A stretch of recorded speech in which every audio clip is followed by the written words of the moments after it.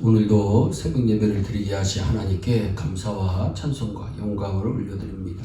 우리 다 함께 사도신경으로 신앙 고백하신 후에 찬송가 543장을 부르신 후 예레미야 에가서 3장의 말씀을 읽으신 다음 오늘 말씀을 듣도록 하겠습니다.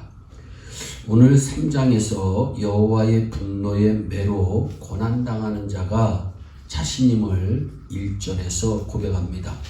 심지어 18절에서는 나의 힘과 여호와께 대한 내 소망이 끊어졌다고 말씀합니다.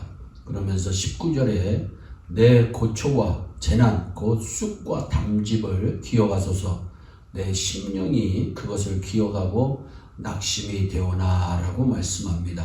예레미야 선지자는 자신이 받는 고난을 쑥과 담즙으로 표현했습니다.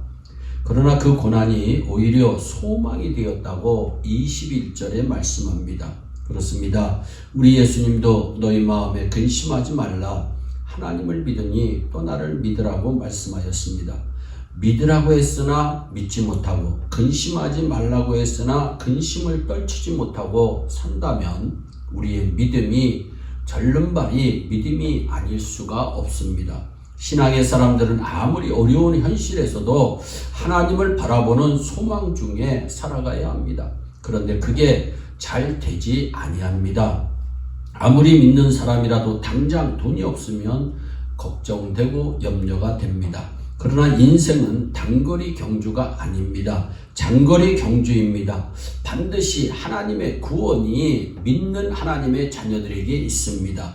잠언서 24장 16절입니다. 의인은 7번 넘어질지라도 다시 일어나려니와 악인은 재앙으로 인하여 엎드러지느니라. 아멘.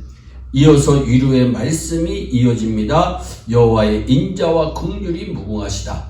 여호와는 나의 기업이시다. 사람이 여호와의 구원을 바라고 잠잠히 기다림이 좋도다. 사람이 젊었을 때 멍에를 매는 것이 좋으니 혼자 앉아서 잠잠할 것은 주께서 그것을 그에게 메우셨습니다.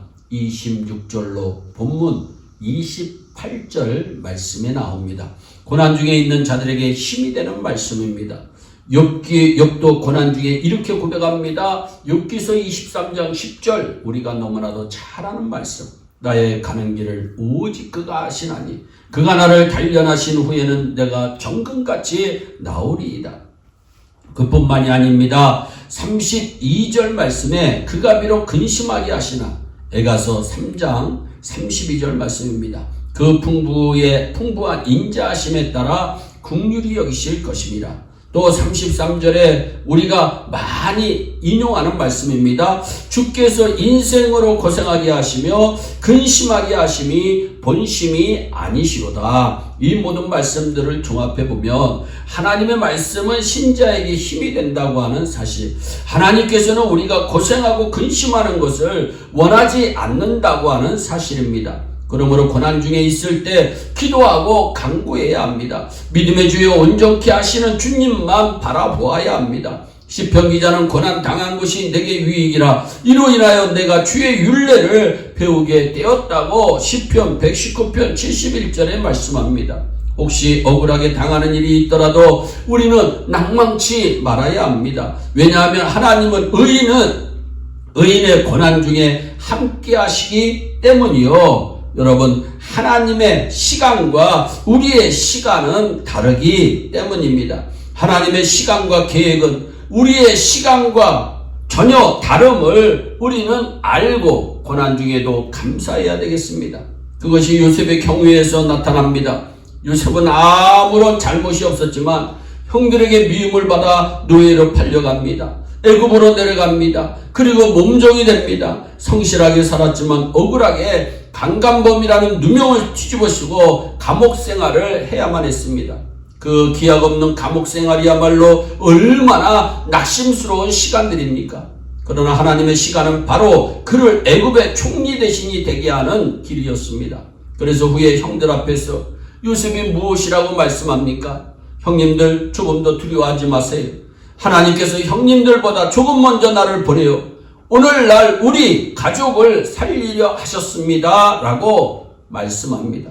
우리의 고난 중에도 하나님이 함께 하십니다. 에레미야 선지자처럼 고난 중에 오히려 신자는 소망을 가져야 합니다. 그러기 위해서는 먼저 여호와 하나님만을 바라보아야 합니다. 24절 말씀입니다. 내 심령에 이르기를 여호와는 나의 기업이시니 그러므로 내가 저를 바라리이다. 아멘. 바란다고 하는 말은 기다린다는 말과 희망한다는 말입니다. 나는 주님을 기다리겠습니다. 나는 주님을 바라겠습니다. 시편 기자가 말씀합니다. 나의 소망은 오직 주님께 있습니다. 아멘.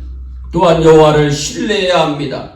여러분 32절로 34절 우리가 읽은 말씀에 주께서 영원토록 버리지 않으실 것이며 저가 비록 근심케 하시나 그 풍부한 대로 긍휼히 여기실 것임이라. 주께서 인생으로 고생하며 근심하게 하심이 본심이 아니시로다. 우리가 주님의 마음을 알아야 합니다. 우리들이 고생하며 근심하게 하심이 주님의 마음이 아닙니다. 여러분, 저와 여러분들을 위해서 우리 하나님은 아낌없이 독생성자 예수 그리스도를 십자가에 죽이시기까지 우리를 사랑하신 그 하나님의 사랑을 우리는 신뢰해야 됩니다. 그 하나님의 마음을 우리는 신뢰해야 됩니다.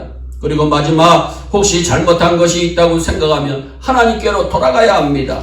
회개는 하나님께로 돌아서는 것을 의미합니다. 삶의 구체적인 결단과 변화입니다.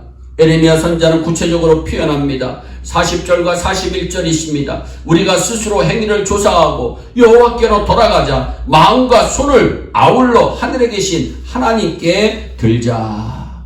사랑하는 성도 여러분, 우리들 가운데 아직 고난 중에 있는 분들이 계십니까? 여러분, 여호와를 바라보시기 바랍니다. 하나님을 신뢰하시기를 바랍니다. 그리고 회개할 것이 있다고 생각이 되면 하나님께 회개하시기를 바랍니다. 그러면 로마서 8장 28절의 말씀이 묵상합니다. 하나님을 사랑하는 자, 그 뜻대로 부르심을 입은 자들에게는 모든 것이 합력하여 선을 이루느니라. 그리고 시편 30편 5절입니다. 그 노염은 잠깐이요 그 은총은 평생이로다. 아멘. 저녁에는 울음이 기숙할지라도 아침에는 기쁨이 오리로다. 믿으시기를 바랍니다. 이 말씀 붙들고 간절히 하나님께 기도하시기를 바랍니다. 반드시 하나님은 의인의 고난 중에서 역사하시는 하나님이십니다. 사도 바울도 이것을 믿었기에 이렇게 고백합니다. 현재의 고난은 장차 나타날 영광과 좋게 비교할 수 없도다. 현재 당하는 고난을 통하여 미래에 나타날 영광스러움을 내다보면서 오늘도 승리하는 저와 여러분들이 되기를 예수님의 이름으로 축원합니다. 기도하겠습니다. 사랑의 하나님 아버지, 우리는 어려운 가운데 처할 때가 있습니다. 에레미야 선지자는 그 어려운 가운데서도 주님을 바라보며 소망 가운데 거하라고 우리에게 말씀하심을 다시 한번 깨닫습니다. 하나님, 고난 가운데 하나님을 바라보게 하시옵소서. 하나님, 고난 가운데 회개할 것이 있다면 회개하는 은혜가 있게 하시고, 고난 가운데도 하나님을 신뢰하는 우리의 마음들이 되어질 수 있도록 은총을 베풀어 주셔서 하나님을 사랑하는 자, 그 뜻대로 부르심을 입은 자들에게는 합력하여 선을 이루신다는 하나님의 말씀을 붙들고 오늘도 승리하는 예일의 온 성도들이 되게 하여 주옵소서. 감사하고 예수님의 이름으로 기도하옵나이다. 아멘. 다 함께 주기도문으로 예배를 마치시고 오늘도 주 안에서 승리하는 복된 하루 되시기를 바랍니다. 아멘.